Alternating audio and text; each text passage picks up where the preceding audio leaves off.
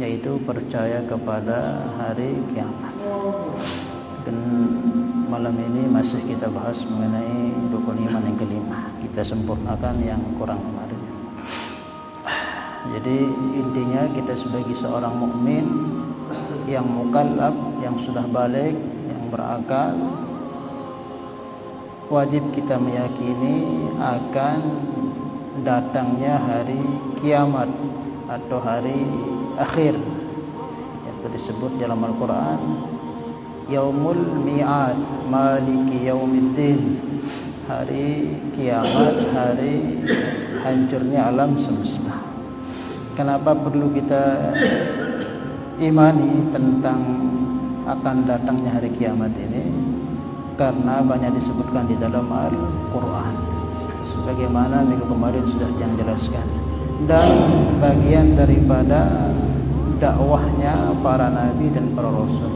Di samping mereka mengajak orang beriman kepada Allah, di samping juga mengajak mereka beramal kebaikan, meninggalkan keburukan, di samping mendakwahkan diri mereka sebagai seorang rasul, juga para nabi mengingatkan umatnya akan kehidupan selepas kematian.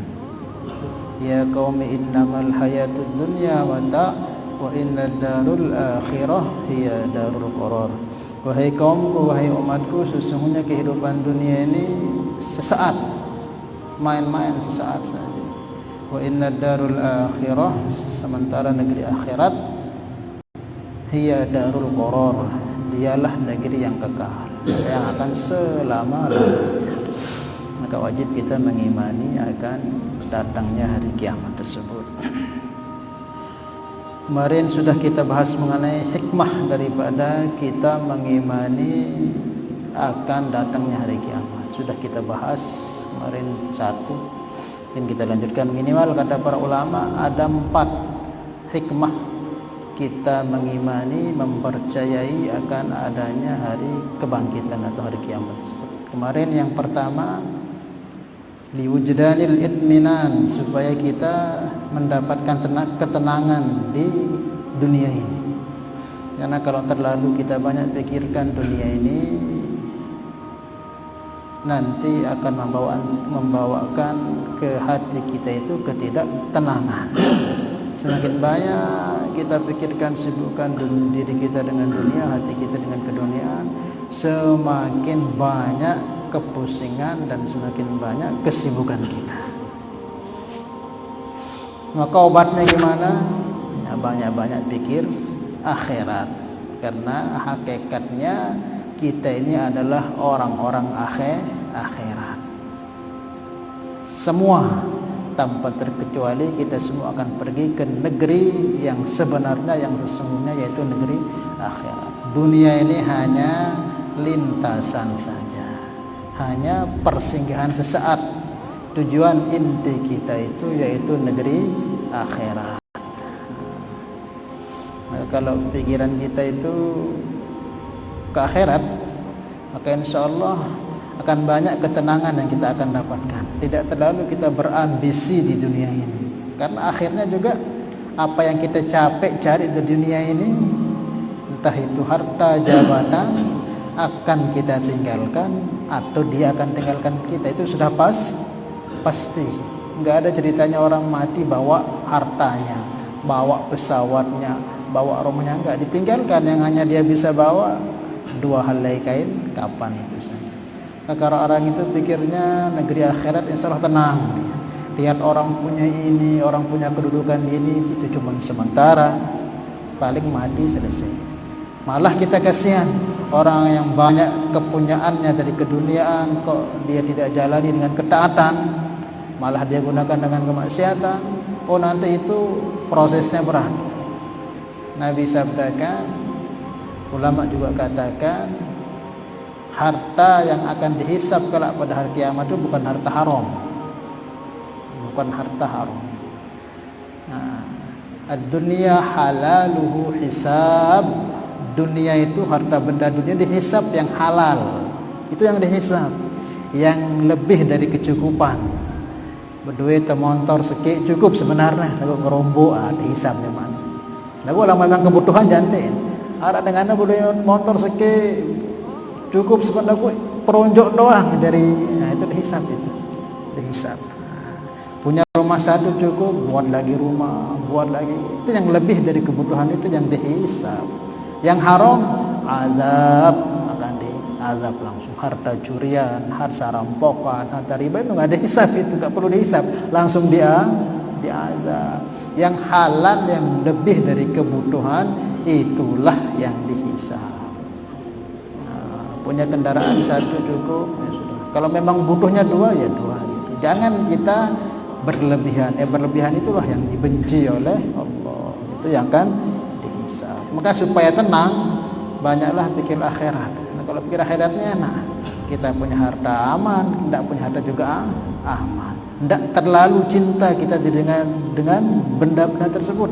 Kalau kita pikir akhirat, walaupun kita punya, karena semua hakikatnya adalah titipan, semua titipan, bukan milik kita. Yang suatu saat akan diambil oleh pemiliknya. Bukan harta benda saja, diri kita juga titipan Allah. Maka orang yang beriman dengan negeri akhirat, maka insya Allah kalau betul-betul dia beriman, dia akan tenang hidupnya. Toh juga akan mati, toh juga akan kita tinggalkan. Itulah dunia. Kemudian yang kedua, hikmahnya kita beriman kepada negeri akhirat itu untuk apa? Yaitu litahaqquqi al-adalah al-ilahiyah, untuk menampakkan keadilannya Allah Subhanahu wa ta'ala. Jadi kalau di dunia ini kita banyak kita temukan kan, orang-orang yang bersalah malah dibebaskan. Di dunia banyak kan, lagi dia punya uang banyak, sogok, kasusnya walaupun sudah macam-macam, tapi dia punya duit banyak, sogok. Marah yang tidak salah itu, yang diam itu malah dipitnah, malah dia yang dipenjara, malah dia yang dibunuh. Sama kasusnya seperti saudara-saudara kita di Palestina kan. Palestina itu aslinya yang punya ya orang-orang Palestina. Orang-orang Israel itu pendatang, dia migran saja. Kemarin tiang pengajian di Orong, tapi tiang ganti dengan istighosah untuk saudara kita di Palestina, tiang jelaskan sedikit mengenai Palestina supaya orang tidak salah paham. Jadi tahun 1983 itu orang-orang Yahudi ini, Zionis ini hijrah ke Palestina. Waktu itu Hitler ada yang tahu Hitler yang kejam itu, yang pernah membantai manusia, hampir puluhan juta manusia dibantai sama Hitler itu. Termasuk orang-orang Zionis ini dibantai sama mereka di Lebanon itu, sehingga mereka hijrah. Orang-orang Yahudi ini hijrah, dia orang-orang Israel ini hijrah dia ke Palestina. Kurang lebih ada 100-an lebih dikit lah mereka hijrah di tahun 83 itu. Maka diterima hangat, diterima oleh orang-orang Palestina, diikram, dikasih tempat tinggal, diikram mereka sama orang-orang Palestina. Tetapi apa, lambat laun, hari berganti hari, bulan, tahun berganti tahun, malah mereka ingin memiliki daerah, sebagian daerah yang di Palestina itu. Akhirnya mereka lambat laun dipanggilnya teman-temannya yang di luar sana untuk masuk ke Palestina. Yang singkat ceritanya, malah mereka buat negeri sendiri di Palestina. Malah mereka ingin orang-orang Palestina itu hilang dari Palestina itu. Dia pengen Palestina itu menjadi negeri Israel. Itu bejatnya para migran Yahudi itu. Banyak salah paham, kita kira orang Palestina yang enggak. Mereka ini migran datang, kok tiba-tiba ingin mengusir penduduk asli orang Palestina. Bahkan pernah ditawarkan orang-orang Palestina sama Amerika, ditawarkan tempat. Orang Palestina ditawarkan tempat di Mesir, dan juga di Lebanon itu tempat luas. Syaratnya mereka tinggalkan Palestina. Hei orang-orang Palestina, kata Amerika, kamu tinggalkan Palestina, pindah ke Mesir sana, kita buatkan luasnya 3 kali lipat luas daripada negeri kami itu, dan kami bangunkan tempat-tempat yang indah-indah free tanpa bayar, tinggal kalian nempati saja. Tuh. Tapi orang Palestina, oh nggak bisa, ini tanah kami, gitu. Ini tanah kami. Yang bikin kami berat adalah di tempat kami ini ada Masjidil Aqsa. Kami berhak untuk menjaga Masjidil Aqsa. Dan orang-orang Yahudi ini berpahaman di bawah Masjidil Aqsa itu ada Haikal Sulaiman. Bekas, paham mereka, ada bekas singgasana Raja Nabi Sulaiman. Jadi kalau mereka menguasai, mereka pindah orang-orang itu, orang-orang Palestina ke tempat lain, mereka akan bongkar itu Masjidil Aqsa itu, mereka akan buat Haikal Sulaiman namanya. Tapi yang tidak boleh itu. Maka tetap bersikukuh orang Palestina sampai sekarang, mereka dibombardir. Maka berjihad di sana. Maka kita ini ya minimal kita bantu dengan doa, jangan kita diam, tidak ambil peduli, karena mereka juga saudara kita kaum muslimin. Terlebih di sana juga ada Masjidil Aqsa, rumah Allah. Kalau sudah rumah Allah itu bukan haknya orang Palestina saja, tetapi hak semua kaum muslimin, wajib membela rumah Allah. Itu Palestina, Masjidil Aqsa itu kiblat pertamanya umat Islam sebelum ke Baitullah. Makanya kita ya minimal kita doa.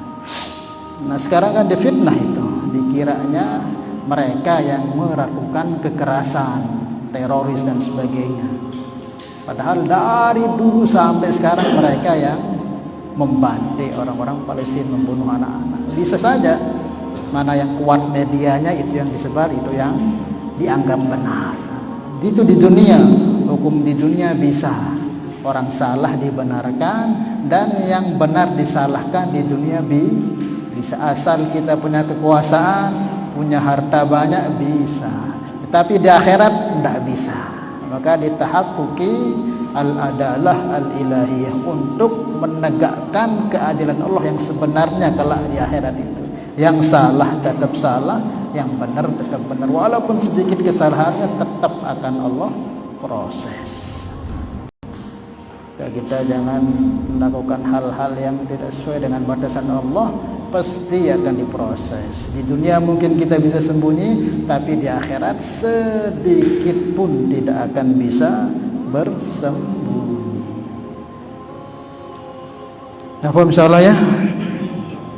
Itu yang pertama. Itu yang kedua. Kemudian yang ketiga yaitu li adami taswiyah, yaitu untuk menolak kesamaan keadaan Islam atau tidak Islam di dunia ini. Jadi kita di dunia ini kan sekilas terseriau ibadah doang, dengan iman, tebeng harta, tebeng anak, tebeng kadang sebagian jabatan. Dengan kafir pun malah paling luwek tebeng nahar harta, tebeng jabatan.